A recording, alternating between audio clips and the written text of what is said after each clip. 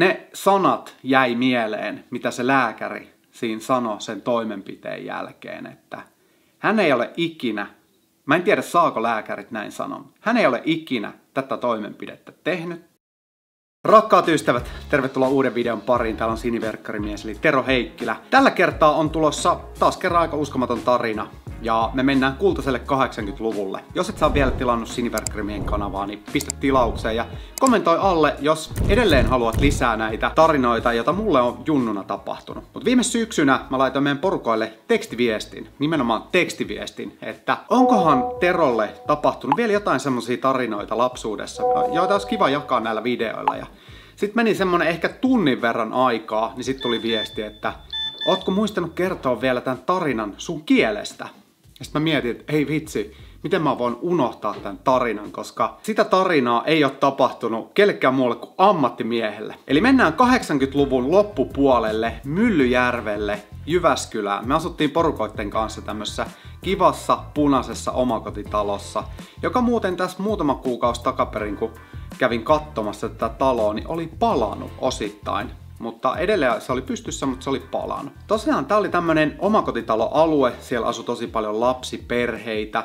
Meillä oli vähän semmonen oma porukka siellä, kenen kanssa leikittiin erilaisia leikkiä, rosvoja, poliisia, piilosta, kirkonrottaa, mitä ikinä vaan nyt lapset voi leikkiä. Ja totta kai kesäisin pyöräiltiin tosi paljon fillareilla, tehtiin semmosia crossailureittejä ja talvella sitten stiikalla ja aika semmosia niinku hurjapäisiä leikkejä. Vaikka siellä oli tyttöjäkin mukana, mutta suuri osa oli poikia ja kaikki oli semmosia tosi aktiivisia. Tykkäs pelata lätkää ja kaikkea pihapelejä, sen semmosia. Ja tosiaan on aikaisemminkin kertonut sen, että meikäläinen on ollut aika villitapaus lapsena. Ja yhtenä päivänä sitten oltiin leikkimässä perinteiseen tyyliin sitten tässä puistossa, joka oli ihan tän punaisen meidän omakotitalon takana, eli ihan vieressä. Puistossa oli semmonen hauska hökötys. Mä kutsuin sitä hökötykseksi, mutta se oli tavallaan semmonen leikkilinna, eli se oli portaat tänne linnaan sisälle, sitten oli 2 tornia ja sitten tornien välissä kulki semmoset vähän niin kuin,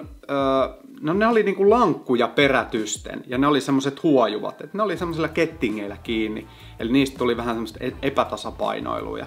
Aika useasti tuli leikittyä sitten tässä hökötyksessä tämmöstä niin kuin, kaikki on siellä hökötyksen sisällä ja yksi on siellä hökötyksen alla, tavallaan siinä niin kuin maassa ja yrittää saada kiinni ja sit joku jää ja näin poispäin. Suurinta herkkuu taisi olla se, että pääsi kiipeä jonkun niistä linnojen niin kuin katolle. Sieltä kukaan ei saanut sua kyllä kiinni, mutta sitten oli säännöissä, että piti liikkua, niin saatiin aina sitten hippaa vaihdettua. Mut kerran oltiin tosiaan leikkimässä, meitä oli 3-4 tyyppiä niin tätä leikkiä. Ja sitten mulle tapahtui semmonen juttu, että mä vaihdoin niinku toisesta linnasta toiseen. Ja tosiaan siinä meni ne semmoset huojuvat.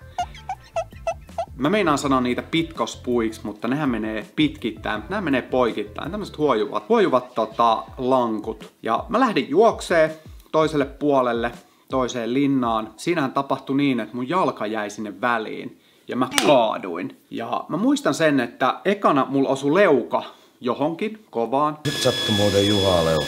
Ja mä nousin siitä ylös ja mietin, että ai vitsi, että tulikohan leukaa mitään jälkeä. Ja ei tullut mitään jälkeä. Ja sitten totta kai kun oli leikki käynnissä, niin et sä halua keskeyttää sitä, vaan niinku sä esiinnyt muille, että ei sattunut yhtään, vaikka oikeasti sattui tosi paljon. Siitä meni sit pieni hetki, niin mulla alkoi tuntua suussa, että vitsi, että maistuu niinku veri. Ja kyllähän siis kaikennäköisissä tämmöisissä pihapeleissä ja muissa, niin sattuu aina välillä suuhunkin. Mailla saattaa tulla tai jotain muuta, mutta mä en silleen niinku kiinnittänyt huomiota, että vähän verenmaku suussa painettiin menemään. Ja sit mä vaan jossain kohti huomasin, että ei vitsi, että tää ei niinku poistu, vaan se on niinku aika semmoista stydiä se kama. Niinku jos tiedät miltä veri maistuu, niin se on semmonen aika rautainen maku. Mä alkoi niinku itteen vähän mietityttää, kun mä aina niin hanskalla pyyhkäsin, niin siihen jäi verta. Ja sitten mä tiesin, että ei huulissa ei ole mitään, eikä leuassa ollut reikää, että mistä se veri tulee. Ja sitten tosiaan kun me asuttiin siinä ihan vieressä tätä leikkipuistoa, niin sitten mä menin sisälle kotiin katsoa, että näkyisikö peilistä, että mitä on tapahtunut. Ja sitten mä menin peili eteen ja tein jotenkin näin. Ja huomasin, että ei vitsi, että keskellä kieltä on semmonen niinku kunnon vekki. Ja sit mä pyysin mun äitiä kattoo, että tuo äiti kattoo, että mitä tää niinku on tai tarviiko tälle tehdä mitään. Siihen aikaan mun äiti oli töissä Jyväskylän keskussairaalan tapaturmaosastolla, eli se näki aika karujakin juttuja siellä, niin se osasi heti sanoa, että onko joku vakava tai onko joku semmonen, että nyt vaan jäitä hattuun ja kieleen ja sitten meno jatkuu. Mutta tässä tapauksessa äiti katteli vähän sitä kieltä ja sitten se sanoi, että ei vitsi, että sulla on kyllä varmaan mennyt hampaat jotenkin tohon niinku kieleen. Et siinä on selkeästi niinku 2 semmoista hampaan jälkeä. Mutta aletaan laittaa siihen jääpalaa, hierotaan sitä, että jos se alkaisi tyrehtymään sitten tää verenvuoto. Ja sitä me siinä varmaan joku tunti puolitoista testattiin ja kokeiltiin, että josko se helpottaisi. Ja se ei oikeastaan niinku muuttunut mihinkään.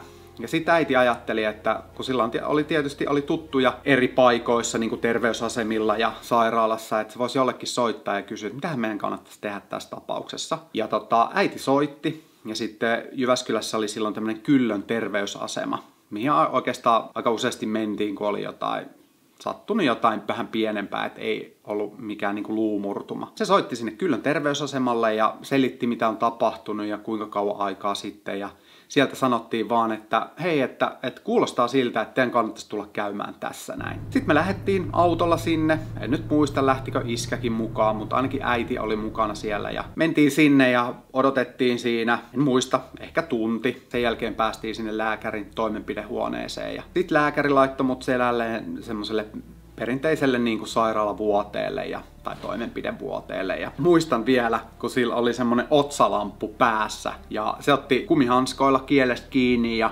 pyöritteli sitä ja kattoi ja sanoi, että sulla on Tero mennyt 2 hammasta tästä kielestä läpi. Että tää on aika syvä tää haava. Et en ihmettele, että se ei ole lähtenyt ihan vaan toipuu tolleen ajan kanssa. Vaikka suussa haavat paranee tosi nopeasti, niin tää on sen verran iso, että se ei ihan hetkessä parane. Sitten se jutteli vähän hoitajien kanssa. Mä en kuullut ihan tarkalleen, että mitä ne siinä jutteli. Ja sitten se tuli sanoa mulle ja äidille, että nyt on kyllä semmonen homma, että tää pitää tikata.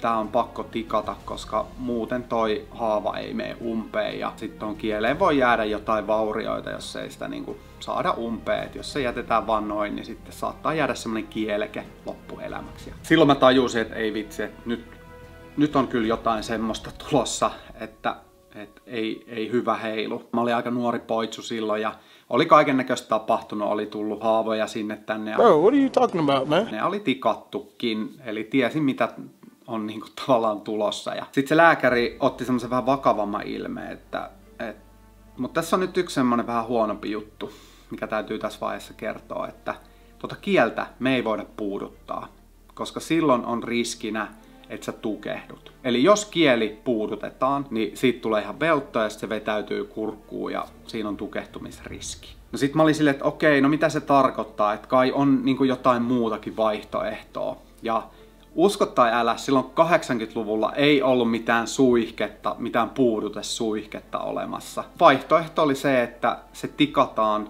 2 tikillä ilman puudutusta se kieli. Ja tiesin mitä tikkaaminen on, ja tietysti kun on aikaisemmin käytetty puudutusta, niin eihän se ole tuntunut pahalta. Ehkä se piikki vähän on tuntunut, mutta se itse tikkaaminenhan ei tunnu miltään. Mutta nyt oli kyseessä se, että semmosella, jos tiedät miten tikkaaminen tehdään, mäkin olen sitä harjoitellut, en oikealle ihmiselle, mutta semmoisen superloonin kanssa, niin semmosella tavallaan vähän koukkumaisella jutulla vedetään sieltä alta niin, että saadaan tiivistettyä sillä tikillä se haava umpeen.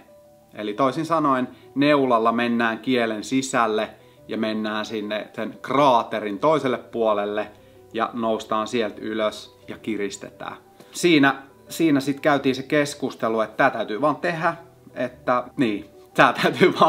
että sä saat sit jäätelöä tämän jälkeen ja ei tuu sattuu niin paljon kuin ajattelet ja kaikki tämmöiset psykologiset keskustelut, mitä siinä pitää käydä. Ja varmaan äitikin siinä sanoi, että joo, sit mennään hakemaan joku lelu, koska meillä oli aina tapana se, että jos oli joku tommonen ikävämpi toimenpide tai juttu, niin sit sai aina käydä valikoimassa leluun. Muistan muun muassa, kun laitettiin putket korviin, niin sen jälkeen sai mennä heti kauppaan valitsemaan jonkun lelun. Ja sehän oli aika mahtava fiilis.